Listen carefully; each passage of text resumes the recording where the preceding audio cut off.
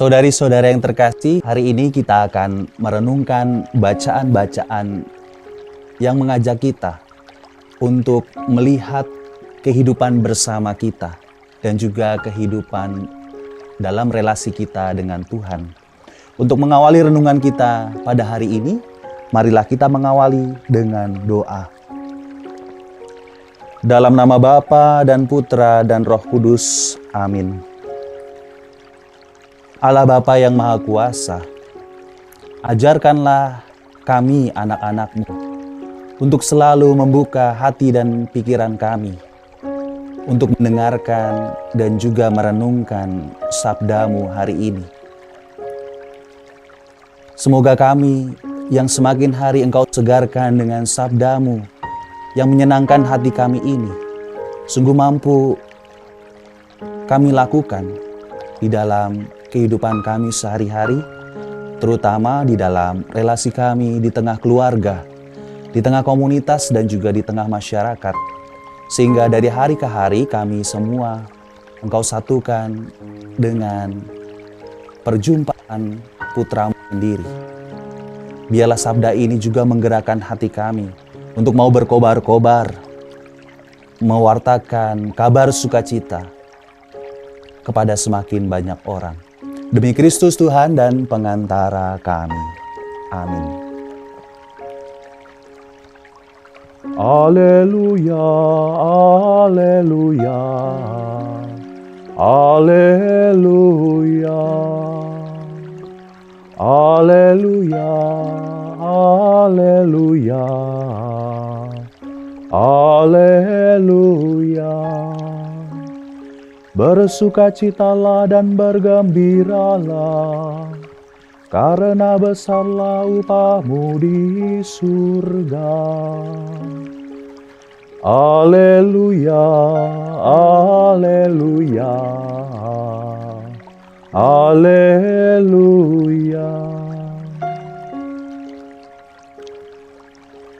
Tuhan serta-Mu.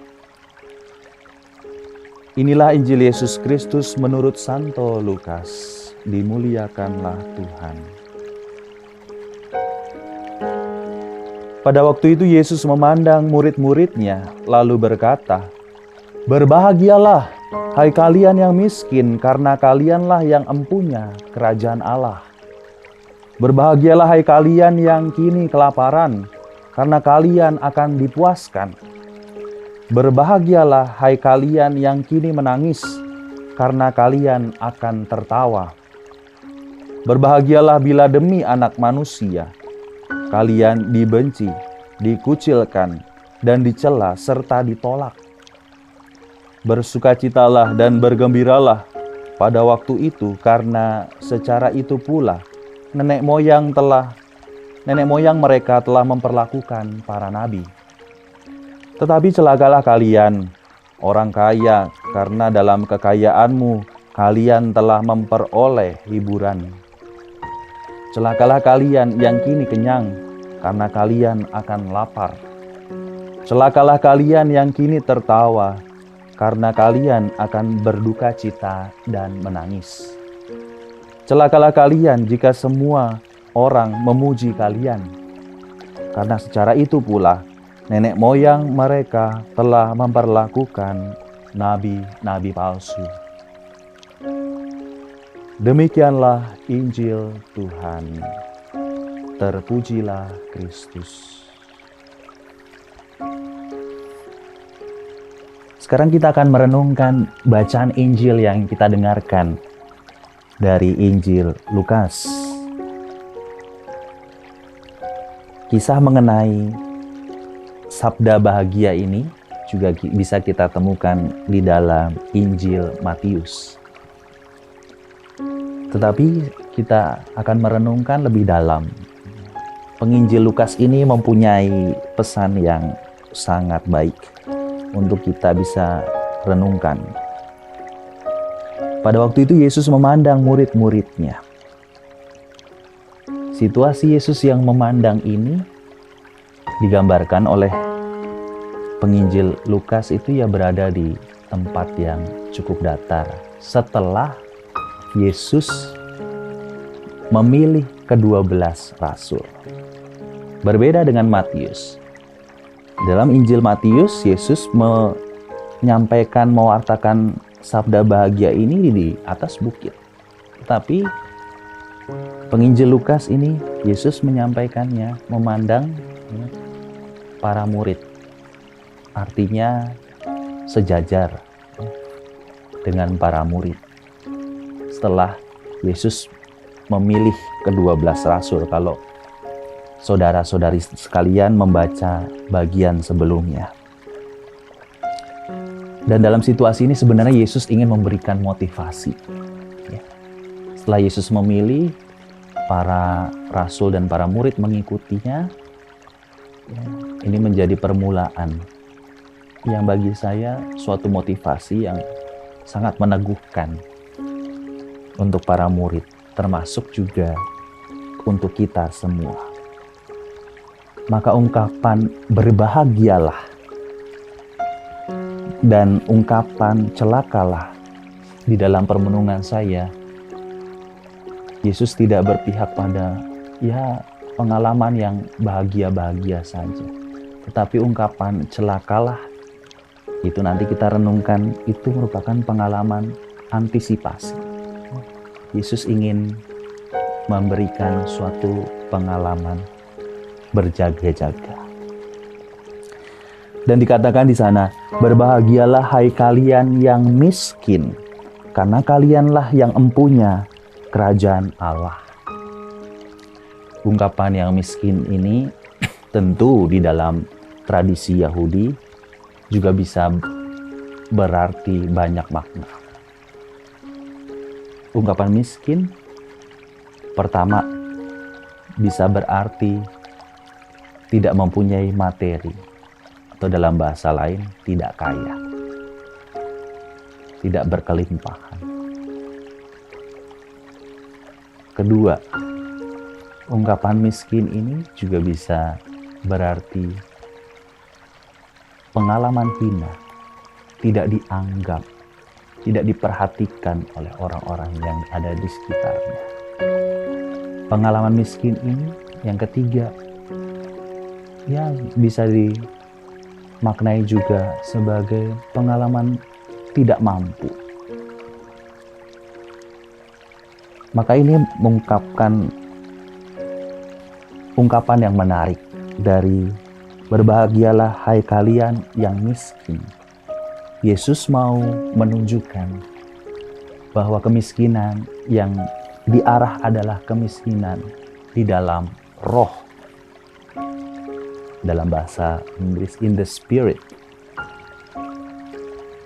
Dan ini menjadi ungkapan yang bagi saya menarik untuk kita renungkan. Kadang-kala kita mempunyai pengalaman keterbatasan.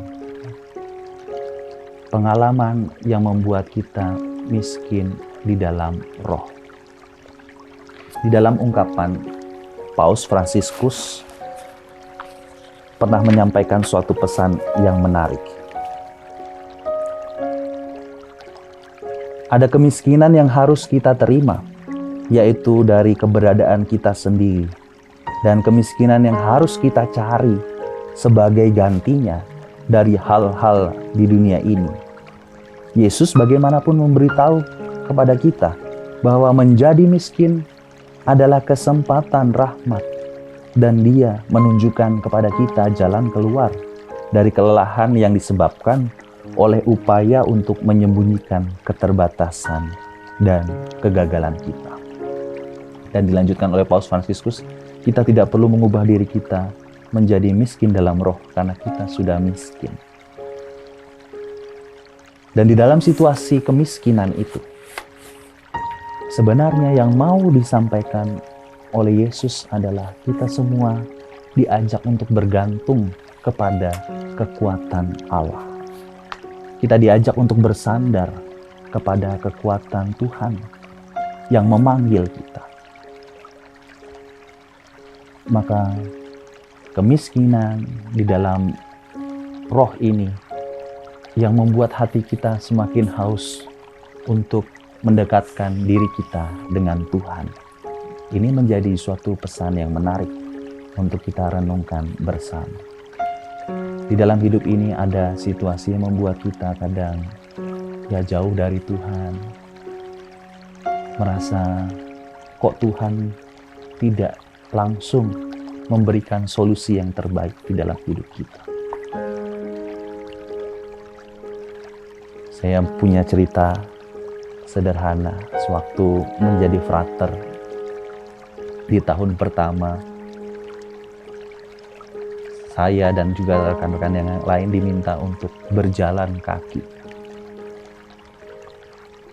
dengan jarak minimal 100 km. Berjalan kaki, tidak boleh membawa apa-apa, apalagi membawa uang. Waktu itu saya berjalan dengan Romo Kamel. Kami berjalan menuju ke Cipanas, puncak. Tujuannya adalah paroki Cipanas.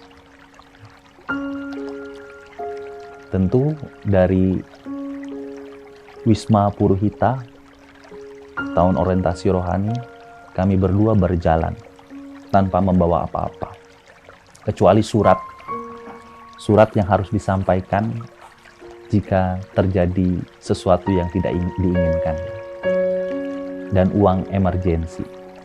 Uang emergensi itu hanya boleh dibuka dalam situasi benar-benar mendesak dan mengancam kehidupan kami berdua. Kami berjalan. Ya, di dalam perjalanan itu ya hanya bisa mengemis, meminta makanan, mengharapkan belas kasih dari orang-orang yang ada di sekitar. Maka ya kadang ada pengalaman ditolak, tidak diberi makan, ditanya-tanya macam-macam untuk apa berjalan. Tapi lebih daripada itu, saya memaknai pengalaman keterbatasan itu sebagai suatu pengalaman yang miskin di dalam roh. Saya merindukan kekuatan Tuhan, mengharapkan kekuatan Tuhan. Sehingga bukan tujuannya saya sampai ke Cipanas yang saya utamakan sebagai sebuah prestasi, tidak. Tetapi bagaimana di dalam perjalanan itu pelan-pelan saya merasakan kekuatan Allah yang berjalan juga bersama dengan saya dan Romo Kamel. Maka itu pengalaman keterbatasan yang di dalam arti tertentu ya bisa dikatakan dengan bahasa ini, miskin di dalam roh. Ungkapan ini juga menjadi kehausan di dalam diri kita, supaya kita diajak dari hari ke hari berjuang untuk merasakan kerinduan berjumpa dengan Tuhan.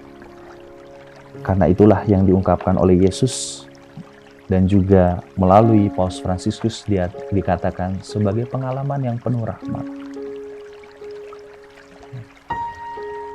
Maka ungkapan miskin ini menjadi juga pengalaman di mana kita mengalami pengalaman liminal atau pengalaman ambang batas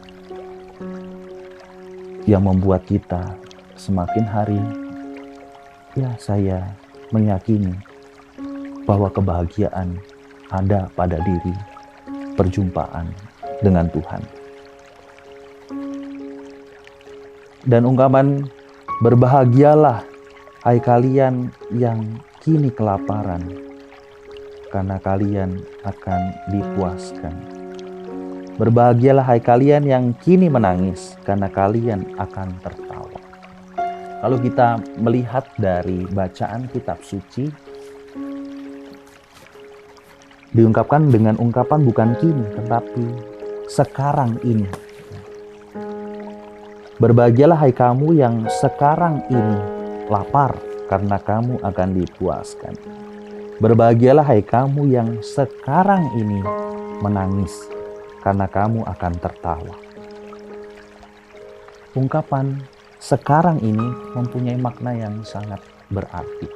Ini yang membedakan dengan sabda bahagia di dalam Injil Lukas. Kata sekarang ini artinya mau menunjukkan bahwa selain dimensi yang akan datang, iman kita, harapan kita, selain berbicara soal dimensi masa yang akan datang, ungkapan ini juga mengatakan bahwa karya keselamatan Allah itu terjadi sekarang ini. Ungkapan kesekarangan ini menjadi ungkapan yang bagi kita punya makna yang sangat dalam. Ungkapan kesekarangan ini mau digambarkan bahwa Tuhan tidak pernah terlambat untuk memberikan kebahagiaan, menolong kita, menyelamatkan kita. Setelah kita punya pengalaman keterbatasan, pengalaman miskin tadi, maka ini menjadi suatu pegangan untuk kita renungkan, kita hayati.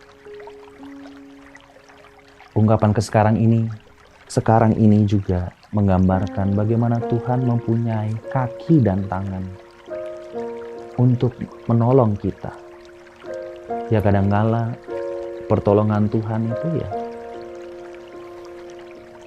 datangnya entah kapan, kita tidak pernah tahu.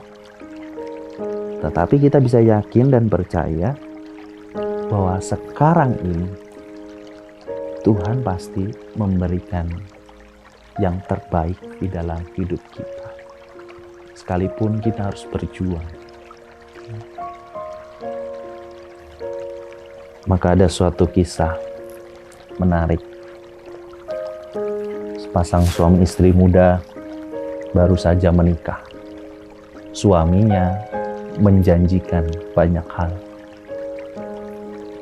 Menjanjikan akan punya rumah, menjanjikan punya kendaraan, punya tabungan untuk anak-anak.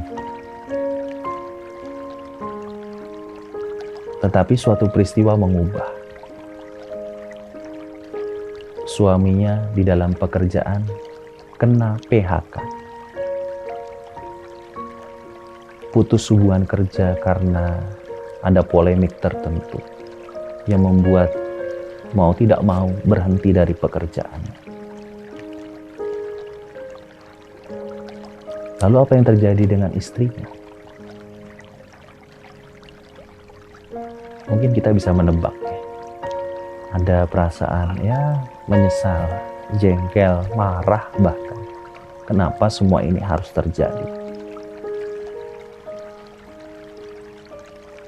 Dengan kata lain, suaminya tidak bisa menjanjikan semua itu. Kalau mau dilihat hubungan ini, relasi perkawinan ini sebatas tadi yang kita renungkan, sebatas materi atau sebatas tubuh, tentu ada rasa putus asa, ada rasa kecewa. Namun kalau kita bersama-sama juga si istri ini memperjuangkan di dalam hidupnya bahwa kebahagiaan itu tidak dihitung dari sebuah materi yang dijanjikan oleh suaminya, maka ia mengalami sekarang ini kebahagiaan terjadi pada keluargaku di tengah situasi yang tidak mudah ini.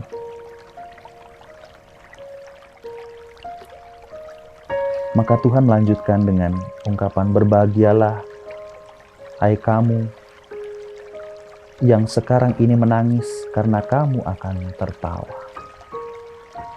Ungkapan sekarang menggambarkan bagaimana iman kita juga menuju pada suatu dimensi saat ini, sekarang ini, yang tidak bisa kita lewatkan begitu saja ketika kita memaknai seluruh hidup kita pada suatu perjuangan, suatu perjumpaan yang semakin hari semakin mau kita lakukan secara konkret di dalam hidup kita.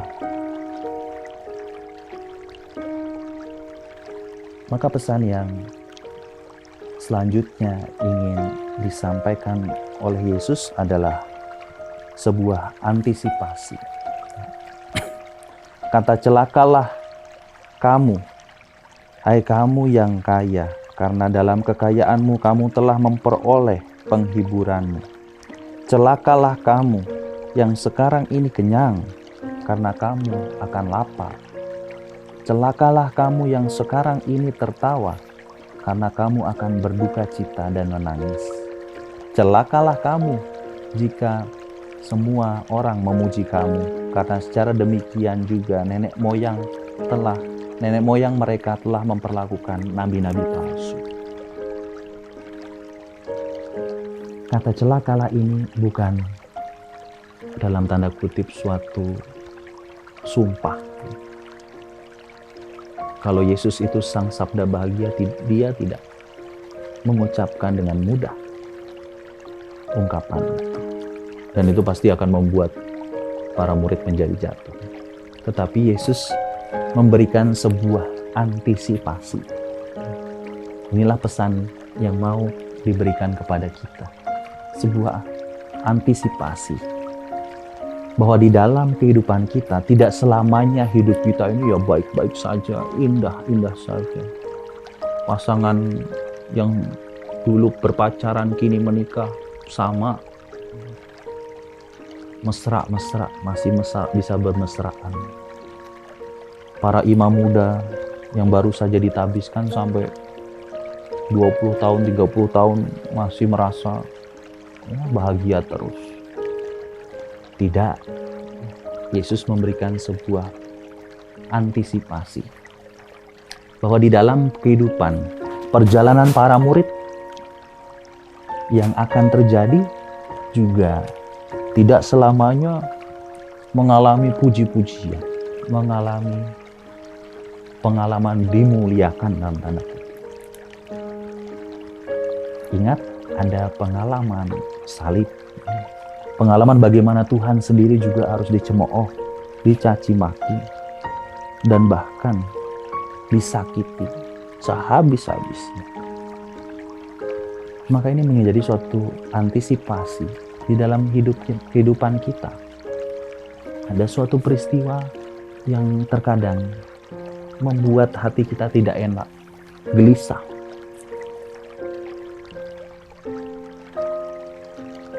Pengalaman itu terjadi bukan semata-mata karena diri kita, tetapi kita mau diajak oleh Tuhan supaya kita juga berjuang mengatasi pengalaman gelisah ini, pengalaman dicaci, pengalaman yang tidak membuat kita berpuas diri, ya, seperti dengan ungkapan celakalah kamu, hai kamu yang kaya, celakalah kamu yang sekarang ini kenyang. Ada saatnya seperti dalam kisah keluarga muda tadi, ya ada pengalaman jatuh. Sekalipun pasangan ini menjanjikan, berangan-angan punya sesuatu. Maka menjadi suatu pesan yang amat jelas bagi kita. Semoga di dalam kehidupan ini kita ya menghadapi pengalaman gelisah itu, pengalaman resah, itu sebagai suatu pengalaman iman yang berharga, yang tidak bisa kita elakkan. Ini menjadi suatu poin yang amat jelas sebagai ungkapan sabda bahagia dan juga sebagai suatu ungkapan peringatan. Ini menjadi suatu antisipasi yang sangat jelas bahwa pada saatnya nanti para murid juga akan menghadapi itu. Pengalaman Simon Petrus yang juga ditanyakan berkali-kali apakah salah satu dari pengikut Kristus, ia menolak untuk mengakukan itu.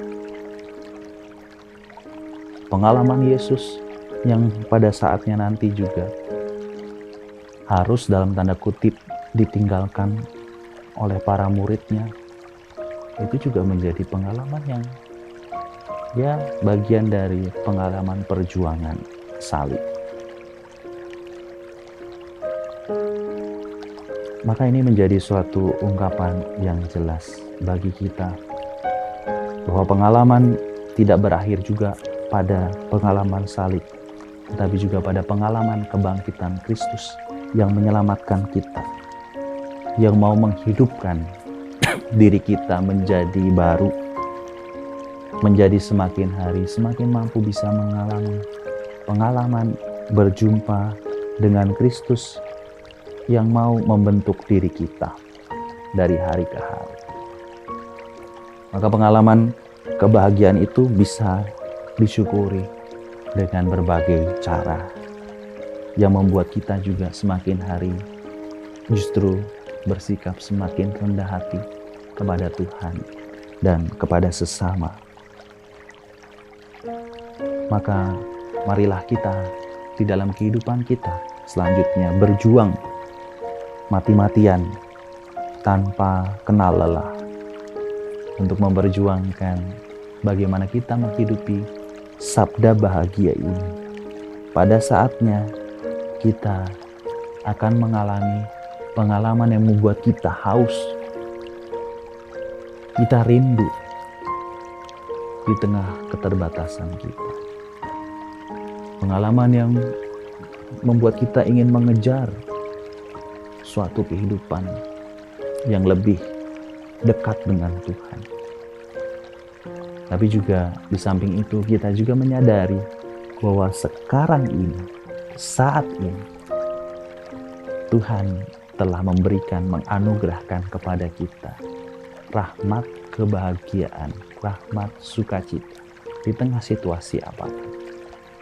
Ini menjadi suatu pengalaman iman kita yang semakin lengkap karena kita berproses dan mau berjuang dari hari ke hari, merasakan pengalaman sekarang ini saya diselamatkan, saya dibahagiakan oleh Tuhan.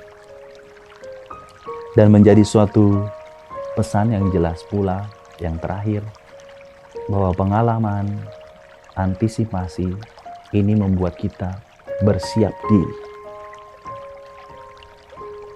Segala macam hal bisa terjadi di dalam hidup kita. Kalau kita mau bersiap diri,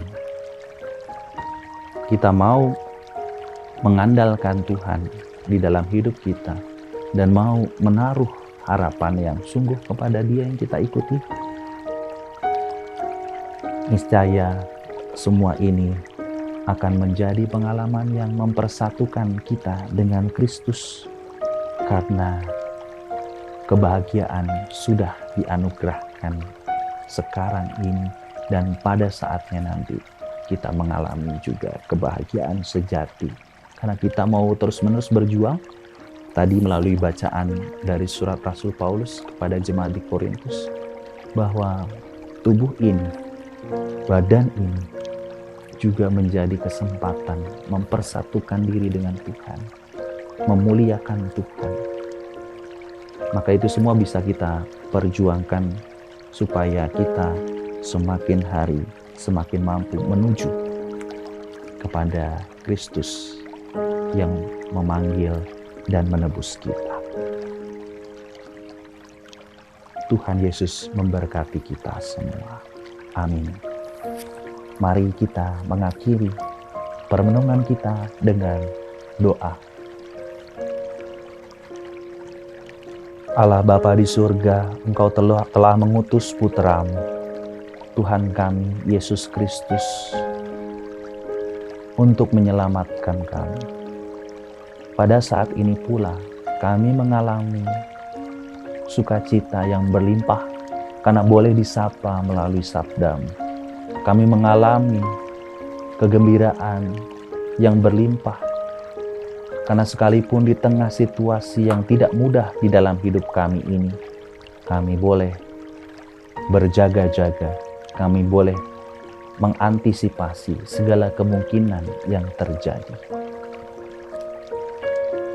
Kami pun juga di dalam perjuangan hidup bersama, di dalam keluarga, di dalam pasangan, di dalam komunitas, memperjuangkan tubuh kami untuk semakin hari mampu meninggalkan segala ego, sehingga kami berjuang pula untuk memperbaiki relasi kami dengan sesama, dan juga relasi dengan Engkau. Biarlah kami menggunakan tubuh kami untuk memuji dan memuliakan Engkau yang mau memberikan diri sehabis-habisnya untuk kami. Kami yakin dan percaya bahwa pertolongan-Mu dan juga rahmat-Mu tidak pernah terlambat untuk kami alami. Karena kami yakin sekarang ini, saat ini, dan kini kami mengalami kebahagiaan yang berlimpah karena boleh menjadi murid-murid-Mu yang setia, yang semakin hari semakin diajak, semakin rendah hati. Bantulah kami ya Tuhan supaya kami tidak menjadi sombong dan menjadi semakin rendah hati ketika kami mengalami pengalaman yang membahagiakan. Semua ini kami mohon kepadamu demi Kristus Tuhan dan pengantara kami. Amin. Dalam nama Bapa dan Putra dan Roh Kudus. Amin. Kita satukan hati kita untuk memohon berkat dari Tuhan.